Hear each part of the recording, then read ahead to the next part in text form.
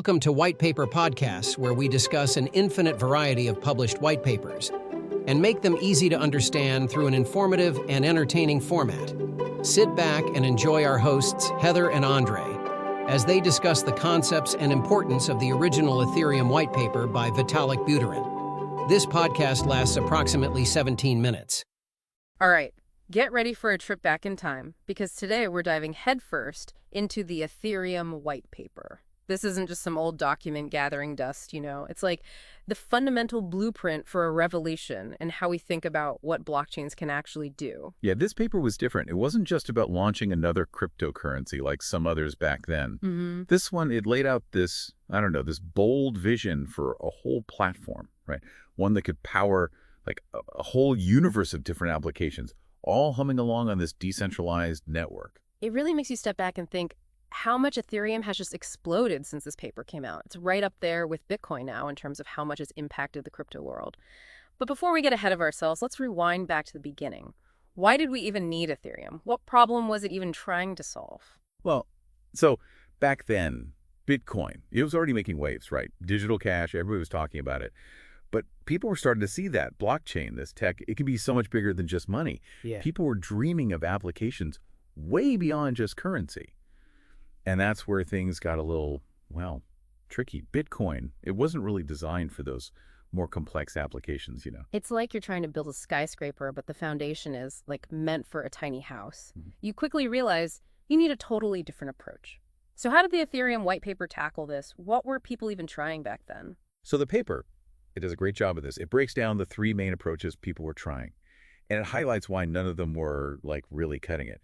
One option was basically to just start from scratch. Every new application, you build a whole new blockchain.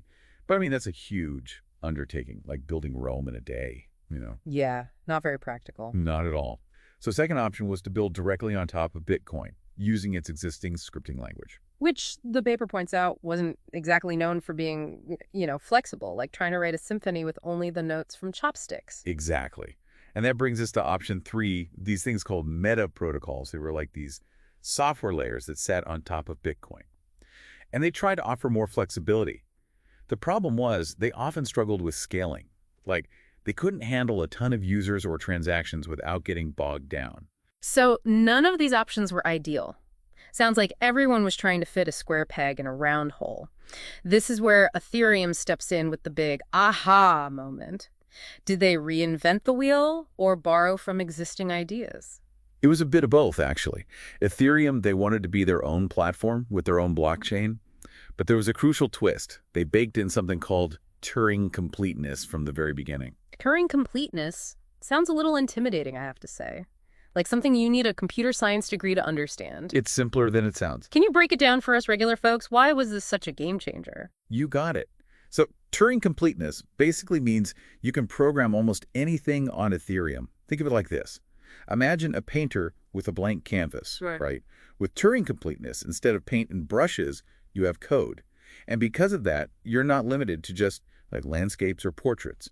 You can create any digital world, any application you can imagine. So we're not just talking about digital cash anymore. What kind of applications did this new flexibility make possible? Give us some concrete examples. One of the biggest ones, the ability to create these really complex financial contracts. And these contracts, they execute themselves automatically based on real-world events. We're talking agreements that can handle things like escrow, loans, even insurance, all without needing lawyers or banks. Okay, that's huge. What else? What other real-world problems could this Turing-complete platform solve? Imagine this. You could build entire organizations without all the typical stuff, like no more hierarchies, no more bureaucracy, companies, nonprofits, even whole communities, all governed by these transparent rules encoded in smart contracts. These decentralized autonomous organizations, DAOs, they could totally revolutionize how we work together, how we make decisions as groups. So we're talking about organizations that can basically run themselves with built-in checks and balances. Yeah, it's a pretty wild concept. And it shows how Ethereum wanted to be so much more than just a cryptocurrency. It was this vision for a more decentralized future, a more equitable future, where power is more evenly spread out. And people, they have more control over their data, over their digital lives, It's a powerful vision, for sure. And it all stems from this idea of Turing completeness. But As we all know, great ideas, they often come with their own challenges. What were some of the potential downsides or hurdles that the Ethereum white paper saw coming with this approach? We'll dive into those right after this quick break. All right, so we've established that Ethereum was designed to be this revolutionary platform, able to build all kinds of cool applications. But how does it actually work on a practical level? Right, we don't want to bore you with all the technical stuff, but let's just, No. let's peek under the hood a little bit and see what makes this thing tick. I'm game. Okay. So at its core, Ethereum has these like building blocks. You can almost think of them like what you'd see in a traditional computer system, but, a bit different. So first, we've got Ethereum accounts. They're kind of like bank accounts in a way. Okay, like bank accounts, but with some extra bells and whistles. Exactly.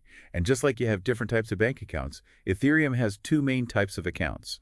First, you've got your externally owned accounts, which regular users like you and me control using our private keys. Gotcha. So those are like your personal accounts where you store Ether and other digital assets. Makes sense. What about the other type?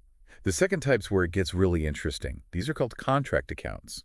They're not controlled by a person, but by code, the code of a smart contract, to be precise. So these accounts, they can kind of think for themselves. Like they act automatically based on rules that are already programmed in. You got it. Now, to actually interact with these accounts and, make things happen on the Ethereum network, we use messages and transactions. Think of them like instructions that we send to the network. Are these like the transactions we see on the Bitcoin network? Similar, but with some major upgrades. So Bitcoin transactions are mostly about just transferring Bitcoin, right, from one address to another. But Ethereum transactions, they can do so much more. For one, they can actually carry extra data along with them. It's not just about the value being transferred, but additional information too. So it's not just sending money back and forth, but like sending little bundles of information or even like mini contracts. That's a great way to put it. This opens up a ton of possibilities. Then here's where it gets really wild. Contracts can actually send messages to each other. Whoa. Yeah. So you've got this dynamic web of activity with agreements triggering other agreements, applications interacting with each other in all sorts of ways. It's like the difference between a one-way street and like a busy intersection with traffic flowing everywhere. But in this digital world of Ethereum, with all this activity going on, there have to be some rules, right? Some kind of system. Absolutely. And that's where the concept of gas and fees comes in. Because in the Ethereum world, nothing's free, you see. Every action, every computation, every single line of code that runs, it requires a small fee, which is paid in gas. So gas is like the fuel that powers the Ethereum network. What's the thinking behind that? A couple of key reasons, really. First, it incentivizes the miners. They're the ones processing transactions, securing the network. They get rewarded in gas for their work. But just as importantly, these gas fees, they act as a safeguard against, abuse. Right, because if running computations was free, someone could just flood the network with spam or even harmful code. Exactly. The Ethereum white paper, it actually makes a really good analogy for this. They call it the tragedy of the commons. Ah, yes.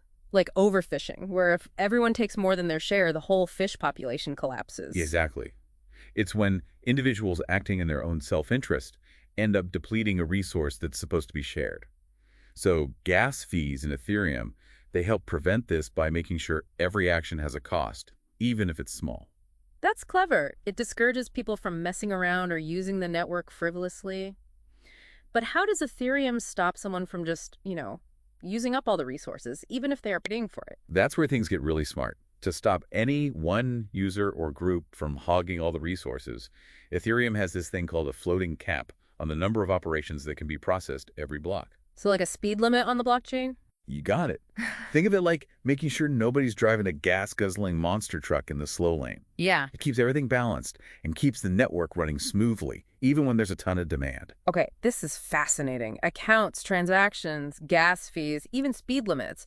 But there's one more big piece I want to make sure we talk about, the EVM, the Ethereum virtual machine. Yes, the EVM. This is really where the magic happens. What exactly is it, and why is it so important to how Ethereum works? So the EVM, it's like this massive, global, decentralized computer, and it's constantly running, executing the code of all these smart contracts. And importantly, it makes sure that everyone on the network agrees on the outcome of those computations. So it's like a referee, making sure everyone's playing by the same rules and that everything's fair. Exactly. And because it's decentralized, there's no single point of failure or control. The EVM guarantees that those smart contracts are executed securely, transparently, and in a tamper-proof way, which is essential for trust in a system like this. That's a perfect transition. Now that we've got a grasp on the nuts and bolts of how Ethereum actually works, let's move on to the really exciting stuff, smart contracts, and all the amazing things they let us do. All right, we've made it to the main event, smart contracts. This is where things get really interesting with Ethereum. Yeah, this is where the rubber meets the road. All right, we're talking about agreements that can enforce themselves, no middleman needed. It's pretty wild when you think about it. Even after all this time covering blockchain and everything, it still feels kind of futuristic to me. I know what you mean. So, at their core, what are smart contracts on Ethereum? How do they actually work? So basically, they're agreements, but instead of being written on paper, they're written in code and they live on the blockchain. Okay, so far so good. But these aren't like your typical static contracts. Right, they're not just sitting there doing nothing. Exactly. They automatically jump into action when certain conditions are met. And because they're part of the blockchain, they get all those benefits we've been talking about. Tamper-proof, transparent, accessible to everyone. Exactly. It's like having a whole legal system built right into the technology itself. The possibilities seem endless. You really do. And the Ethereum white paper actually talks about some really cool potential use cases for this.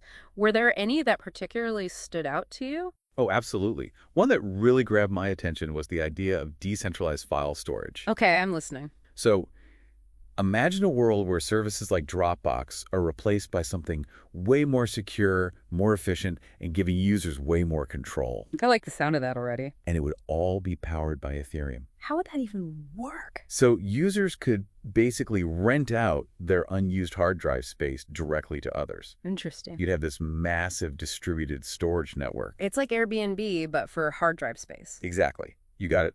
So you're not trusting one single company with all your data anymore, and it would probably be way cheaper, too. That's the idea. Mm-hmm. And because it's all governed by these smart contracts, you'd have these really strong guarantees about everything. Like what kind of guarantees? How your data is being used, who has access to it, payments, everything. All automated and tamper-proof. That's huge. But it gets even better. Oh, there's more.